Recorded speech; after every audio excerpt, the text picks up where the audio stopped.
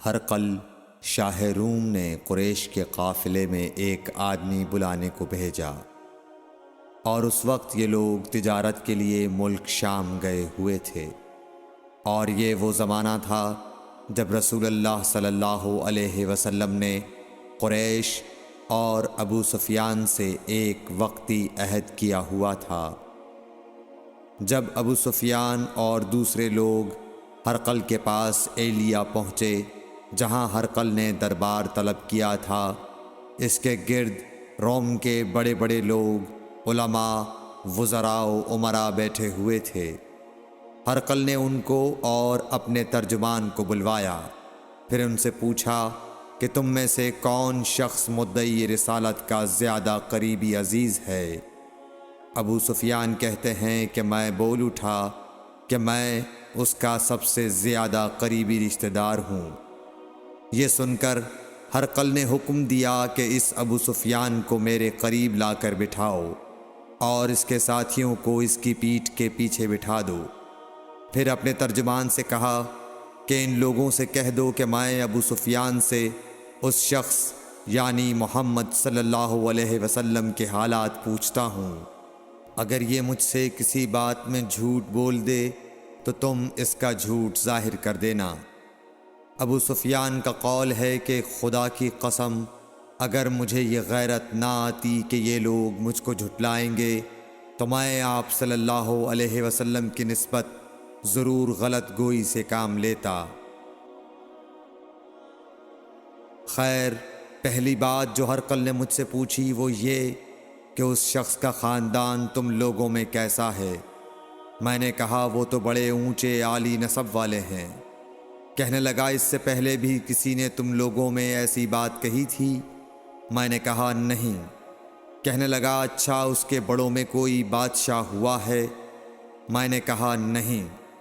پھر اس نے کہا بڑے لوگوں نے اس کی پیروی اختیار کی ہے یا کمزوروں نے؟ میں نے کہا نہیں، کمزوروں نے۔ پھر کہنے لگا اس کے تابعدار روز بڑھتے جاتے ہیں یا کوئی ساتھی پھر بھی جاتا ہے؟ میں نے کہا نہیں۔ کہنے لگا کیا اپنے اس دعوی نبوت سے پہلے کبھی کسی بھی موقع پر اس نے جھوٹ بولا ہے؟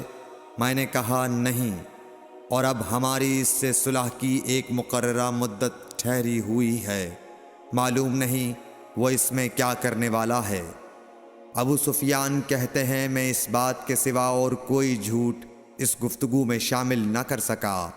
ہرقل نے کہا کیا تمہاری اس سے کبھی لڑائی بھی ہوئی ہے؟ ہم نے کہا کہ ہاں۔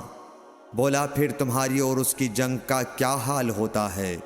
میں نے کہا لڑائی ڈول کی طرح ہے، کبھی وہ ہم سے میدان جنگ جیت لیتے ہیں اور کبھی ہم ان سے جیت لیتے ہیں۔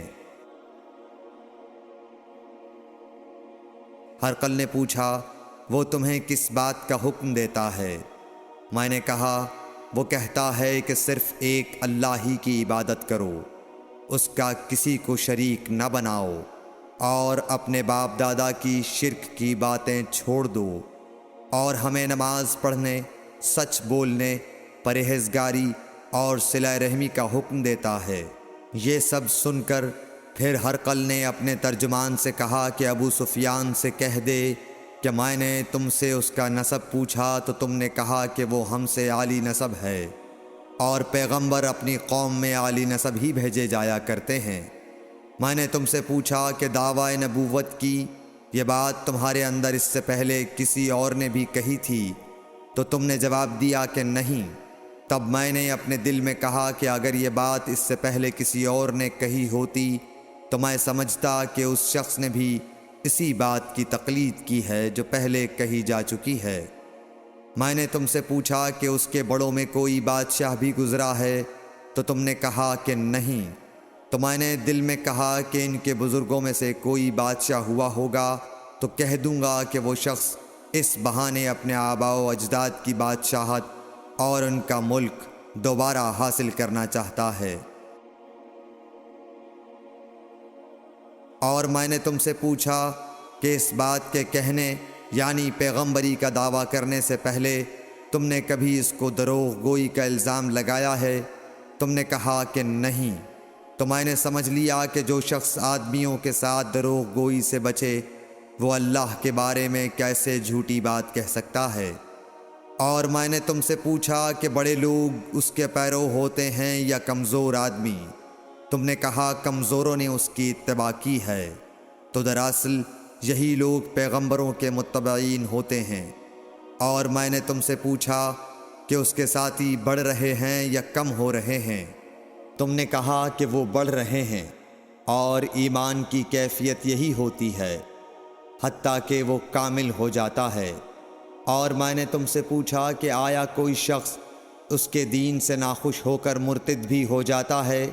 تم نے کہا نہیں۔ تو ایمان کی خاصیت بھی یہی ہے، جن کے دلوں میں اس کی مسرت رچ بس جائے وہ اس سے لوٹا نہیں کرتے۔ اور میں نے تم سے پوچھا کہ آیا وہ کبھی عہد شکنی کرتے ہیں؟ تم نے کہا نہیں۔ پیغمبروں کا یہی حال ہوتا ہے، وہ عہد کی خلاف ورزی نہیں کرتے۔ اور میں نے تم سے کہا کہ وہ تم سے کس چیز کے لیے کہتے ہیں؟ تم نے کہا کہ وہ ہمیں حکم دیتے ہیں کہ اللہ کی عبادت کرو، اس کے ساتھ کسی کو شریک نہ ٹھہراؤ، اور تمہیں بتوں کی پرستش سے روکتے ہیں، سچ بولنے اور پرہیزگاری کا حکم دیتے ہیں۔ لہٰذا اگر یہ باتیں جو تم کہہ رہے ہو سچ ہیں تو ان قریب وہ اس جگہ کا مالک ہو جائے گا کہ جہاں میرے یہ دونوں پاؤں ہیں۔ مجھے معلوم تھا کہ وہ پیغمبر آنے والا ہے، مگر مجھے یہ معلوم نہیں تھا کہ وہ تمہارے اندر ہوگا۔ اگر میں جانتا کہ اس تک پہنچ سکوں گا تو اس سے ملنے کے لیے ہر تکلیف گوارا کرتا۔ اگر میں اس کے پاس ہوتا تو اس کے پاؤں دھوتا۔ ہرقل نے رسول اللہ صلی اللہ علیہ وسلم کا وہ خط منگایا جو آپ نے وحیہ کلبی رضی اللہ تعالیٰ عنہ کے ذریعے حاکم بصرہ کے پاس بھیجا تھا، اور اس نے وہ ہرقل کے پاس بھیج دیا تھا۔ پھر اس کو پڑھا تو اس میں لکھا تھا، اللہ کے نام کے ساتھ جو نہایت مہربان اور رحم والا ہے۔ اللہ کے بندے اور اس کے پیغمبر محمد صلی اللہ علیہ وسلم کی طرف سے یہ خط ہے شاہ روم کے لیے۔ اس شخص پر سلام ہو جو ہدایت کی پیروی کرے۔ اس کے بعد میں آپ کے سامنے دعوت اسلام پیش کرتا ہوں۔ اگر آپ اسلام لے آئیں گے تو دین و دنیا میں سلامتی نصیب ہوگی۔ اللہ آپ کو دوہرا ثواب دے گا، اور اگر آپ میری دعوت سے روگردانی کریں گے تو آپ کی رعایا کا گناہ بھی آپ ہی پر ہوگا۔ اور اے اہل کتاب، ایک ایسی بات پر آ جاؤ جو ہمارے اور تمہارے درمیان یکساں ہے، وہ یہ کہ ہم اللہ کے سوا کسی کی عبادت نہ کریں اور کسی کو اس کا شریک نہ ٹھہرائیں، اور نہ ہم میں سے کوئی کسی کو خدا کے سوا اپنا رب بنائے۔ پھر اگر وہ اہل کتاب اس کتاب سے منہ پھیر لیں تو مسلمانوں، تم ان سے کہہ دو کہ تم مانو یا نہ مانو، ہم ایک خدا کے اطاعت گزار ہیں۔ ابو سفیان کہتے ہیں، جب ہرقل نے جو کچھ کہنا تھا کہہ دیا اور خط پڑھ کر فارغ ہوا تو اس کے ارد گرد بہت شور و غوغا ہوا، بہت سی آوازیں اٹھیں اور ہمیں باہر نکال دیا گیا۔ تب میں نے اپنے ساتھیوں سے کہا کہ ابو کبشہ کے بیٹے حضرت صلی اللہ علیہ وسلم کا معاملہ تو بہت بڑھ گیا۔ دیکھو تو اس سے بنی اصفر روم کا بادشاہ بھی ڈرتا ہے۔ مجھے اس وقت سے اس بات کا یقین ہو گیا کہ حضور صلی اللہ علیہ وسلم ان قریب غالب ہو کر رہیں گے، حتیٰ کہ اللہ نے مجھے مسلمان کر دیا۔ راوی کا بیان ہے کہ ابن ناطور ایلیا کا حاکم ہرقل کا مصاحب اور شام کے نصارہ کا لاٹ پادری بیان کرتا تھا کہ ہرقل جب ایلیا آیا ایک دن صبح کو پریشان اٹھا تو اس کے درباریوں نے دریافت کیا کہ آج ہم آپ کی حالت بدلی ہوئی پاتے ہیں، کیا وجہ ہے؟ ابن ناطور کا بیان ہے کہ ہرقل نجومی تھا، علم نجوم میں وہ پوری مہارت رکھتا تھا۔ اس نے اپنے ہم نشینوں کو بتایا کہ میں نے آج رات ستاروں پر نظر ڈالی تو دیکھا کہ ختنہ کرنے والوں کا بادشاہ ہمارے ملک پر غالب آ گیا ہے۔ بھلا اس زمانے میں کون لوگ ختنہ کرتے ہیں؟ انہوں نے کہا کہ یہود کے سوا کوئی ختنہ نہیں کرتا، سو ان کی وجہ سے پریشان نہ ہوں۔ سلطنت کے تمام شہروں میں یہ حکم لکھ بھیجیے کہ وہاں جتنے یہودی ہوں سب قتل کر دیے جائیں۔ وہ لوگ انہی باتوں میں مشغول تھے کہ ہرقل کے پاس ایک آدمی لایا گیا جسے شاہ غسان نے بھیجا تھا۔ اس نے رسول اللہ صلی اللہ علیہ وسلم کے حالات بیان کیے۔ جب ہرقل نے سارے حالات سن لیے تو کہا کہ جا کر دیکھو وہ ختنہ کیے ہوئے ہے یا نہیں۔ انہوں نے اسے دیکھا تو بتلایا کہ وہ ختنہ کیا ہوا ہے۔ ہرقل نے جب اس شخص سے عرب کے بارے میں پوچھا تو اس نے بتلایا کہ وہ ختنہ کرتے ہیں۔ تب ہرقل نے کہا کہ یہی محمد صلی اللہ علیہ وسلم اس امت کے بادشاہ ہیں جو پیدا ہو چکے ہیں۔ پھر اس نے اپنے ایک دوست کو رومیہ خط لکھا، اور وہ بھی علم نجوم میں ہرقل کی طرح ماہر تھا۔ پھر وہاں سے ہرقل حمص چلا گیا۔ ابھی حمص سے نکلا نہیں تھا کہ اس کے دوست کا خط اس کے جواب میں آ گیا۔ اس کی رائے بھی حضور صلی اللہ علیہ وسلم کے ظہور کے بارے میں ہرقل کے موافق تھی کہ محمد صلی اللہ علیہ وسلم واقعی پیغمبر ہیں۔ اس کے بعد ہرقل نے روم کے بڑے آدمیوں کو اپنے حمص کے محل میں طلب کیا، اور اس کے حکم سے محل کے دروازے بند کر لیے گئے۔ پھر وہ اپنے خاص محل سے باہر آیا اور کہا، اے روم والو، کیا ہدایت اور کامیابی میں کچھ حصہ تمہارے لیے بھی ہے؟ اگر تم اپنی سلطنت کی بقا چاہتے ہو تو پھر اس نبی صلی اللہ علیہ وسلم کی بیعت کر لو اور مسلمان ہو جاؤ۔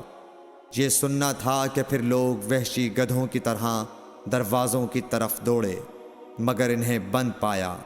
آخر جب ہرقل نے اس بات سے ان کی یہ نفرت دیکھی اور ان کے ایمان لانے سے مایوس ہو گیا تو کہنے لگا کہ ان لوگوں کو میرے پاس لاؤ۔ جب وہ دوبارہ آئے تو اس نے کہا، میں نے جو بات کہی تھی اس سے تمہاری دینی پختگی کی آزمائش مقصود تھی، سو وہ میں نے دیکھ لی۔ تب یہ بات سن کر وہ سب کے سب اس کے سامنے سجدے میں گر پڑے اور اس سے خوش ہو گئے۔ بالآخر ہرقل کی آخری حالت یہی رہی